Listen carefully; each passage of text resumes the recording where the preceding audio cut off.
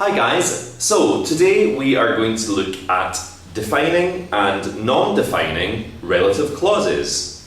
What are defining and non-defining relative clauses?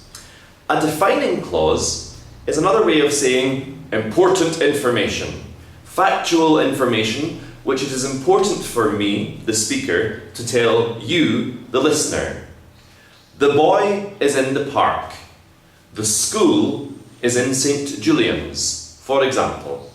This information is what I think it is necessary for you to know.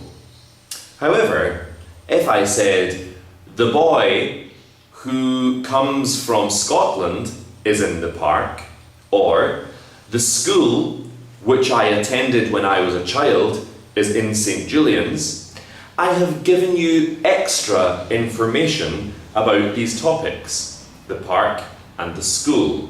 So those become what we call non-defining relative clauses.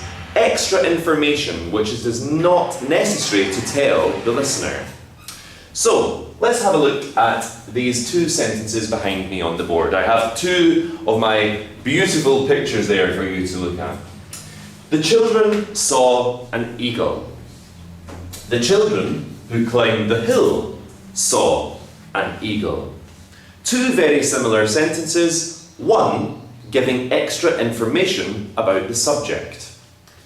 The children saw an eagle. The children who climbed the hill saw an eagle. The first one, of course, is the defining relative clause. It is information which I feel it is important to tell you. There is no extra information given about the subject. But in the second example, the children who climbed the hill saw an eagle, I have chosen, as the speaker, to give you this extra information about the subject, the children, as it was the children who climbed the hill that saw an eagle. So, when we use a non-defining relative clause, we introduce the information, the extra information, with a comma, and we separate or close off that extra information with a second comma. We often introduce the extra information with one of these words: who, which, or where, or we can use that.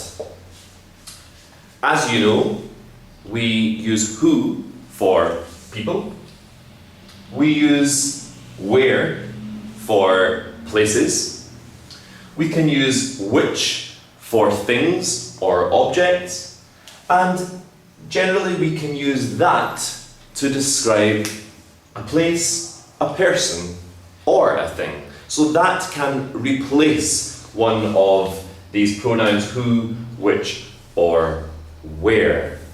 So, defining and non-defining relative clauses. It's all about giving extra information. The boy who I spoke to on the train was from Germany. The boy on the train was from Germany. Defining and non-defining. It's all about if you want to give the listener that extra information, if you have the extra information to give. So, can you practice using defining and non-defining relative clauses? Remember, who for people, where for places, which for things, and that can replace them all. Good luck, guys. Keep up the good work.